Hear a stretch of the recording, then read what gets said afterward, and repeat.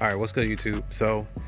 Uh, today I just wanted to talk about something that's been going on in the community, and that is the wide body kits that a lot of people are putting on their cars. A lot of people are putting the wide body kits. I think it's Vicres or something like that. And I've seen a lot of videos where people are posting. Some people are really upset about it. Some people are not. I think personally, the wide body is cool. Um, compared to the narrow, even though the car is pretty much exactly the same. I still do feel like this car is just slightly louder. I mean, by just like a small margin, but it definitely is. There is a difference. I've noticed it from the narrow to the wider body vehicles, but also it transforms the look of the car with the wide body. Makes it look more aggressive, more. It just makes it look meaner. It makes it look like a true muscle car. So the fenders the flares do add like 3.5 inches of width, and not only that, of course, you get the tires, the wheels, and I think it just completes the look of a true muscle car, which is what Dodge is really wanting to hit on this vehicle.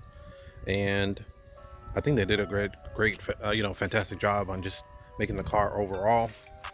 Now, with the people that are adding these body kits, I feel like they've done a great job, replicating the car, replicating the look, to show what it actually looks like, to show, to show how incredible this car just is in general, right? So with the wide body, again, I feel like it just looks so much more aggressive, especially with the front bumper, the flares and everything, the wheels. But one thing I definitely wanted to touch on is the fact that if you do put a wide body on a narrow body, like if you upgrade right to the wide body vehicle, there's a couple things that I've kind of noticed myself, and you guys can tell me if I'm wrong. But one thing I've definitely noticed is when people put the wide body on there, they have to change the wheels, right? Because this usually comes stock with the 305 Pirellis, 305 35R or ZR20. And of course, you can get any aftermarket wheels that are 305s or 315s or whatever you want, right? But when you're upgrading it from a narrow body to a wide body, you also have to consider the wheelbase. You have to consider, if the car actually has the proper suspension, the proper tune to drive properly, with those wider tires. You have to make sure that it's able to turn properly. You have to be able to know that whatever brakes that you put in this car to are going to be able to stop it. And I feel like some people kind of miss that a little bit. Not that they don't know, obviously they do. Obviously, if you're upgrading, you're supposed to change those things. But one thing that does factor in is the cost, right? So, I mean, if we're talking about bigger wheels, this car does come with the 6 pistons, standard on all wide bodies, but it also comes with those wider tires. Now, this car is specifically tuned to turn, at a radius that fits these wheels. And I'm just showing the front here, these Brembos. I've seen some people upgrading to the Brembos, but some other people have, the 4 piston. And I don't know how that actually drives with this type of car. Like if you put just the 4 pistons, because I do know the back tires here do have the 4 piston Brembos, but of course that's just for the rear. So you don't really need 6 pistons. You need the 6 pistons up front to slow this beast down, because when this thing starts to pick up speed, you need something to slow it down as quickly as possible. But not only that, you need something that actually balances the car properly, right? So your suspension needs to be tuned properly for the weight distribution on the car, so it's properly balanced. And there's a whole lot of technical details that go into changing the wheels, the setup into a wide body, right? The flares, obviously you can see there's a huge gap right here. So if you're changing the mode in the car for your suspension, you can go from street to track, street, sport, of course, and then track. So I don't know if anybody is changing their vehicle for this type of setup, if it actually has the proper, suspension. That's something that you really truly need to consider when you are upgrading to your wide body. Um, Making sure you have the proper wheel gap and things of that nature. Now, a lot of the cars look really good, but like I said, that's just the looks, right? That's just the standard look for a wide body. But then again, you also have to consider the technical things, like so you can actually drive the car properly, safely on the road, and protect yourself and others. Because these cars are quick, guys. These cars are fast. They're powerful. These wheels are absolutely no joke, man. Like, when I slam on the brakes on this thing, I mean, they bite like crazy. Sometimes the car just slows down on its own. Like, I don't even necessarily like push it, but when the car needs to slow down, it definitely will slow down. You need the proper tires too. And another thing, I think some folks forget when it comes to this type of car is that these wheels are performance tires. Okay, these are strictly performance tires. Yes, they're all season. You can drive them, anywhere like normal, but they're properly balanced to drive on a daily basis, to drive on a track course, which is really what they're designed for, but to also drive it on the street like normal, right? But these are performance tires. They are, I would say, in different weather types, like if it's raining or snowing or anything like that, you definitely do notice a difference, right? You obviously want to drive as carefully as possible, like I did before. I don't know if you guys have ever seen some of the old videos that I posted driving in the snow on slick ice. I drove this car on like literally ice, and it performed pretty well, actually. I mean, it was still sliding, but if you're doing things like 0 to 60s, of course, that's also something to consider. When you're transforming your car to a wide body, making sure that you have the proper tires, guys, is extremely important. Your suspension, brakes, everything needs to be on point.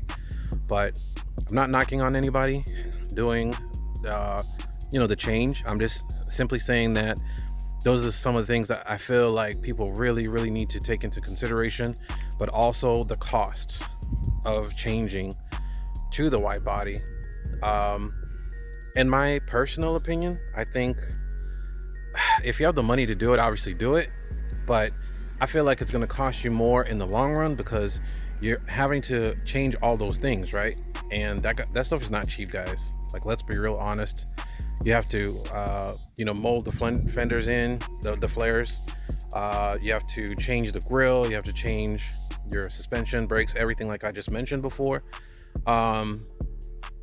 Even if you're if you're changing your V6 5.7 vehicle and stuff like that, like if you don't have the wide body, or even if you have an older Hellcat that's just a narrow body and you're looking to change it, those are some of the things that you need to change. But at least for the Hellcats, I feel like it'll be slightly easier to change. Like you may already have the wider wheel, the 6-piston brakes and the suspension to support those big wheels, so you might be okay with the Hellcat. But if you have like a 5.7 or a V6 and you're looking to transform, it's gonna cost you. But in the long run, the car will look great. I feel like I've seen a lot of people on YouTube do a great job upgrading their cars. But man, guys, I gotta say, if you got the money for it, go ahead. But it's gonna cost you. Either way, I feel like the wide body is like a must on these type of cars. I mean, it completes the look, makes it look so incredibly aggressive, makes it look more muscly. Some people may not say it looks great. I don't know, whatever your opinion is. But if you are looking at this car, for me personally, this is the best muscle car sedan you can get today. I mean, hands down. I'm not knocking on anybody that has anything else like a Stinger or whatever else you have out there. Like, guys, this car is just amazing.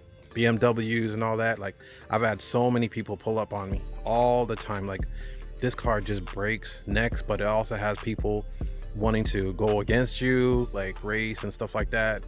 I don't do too much of that because, man, the cops out here are crazy.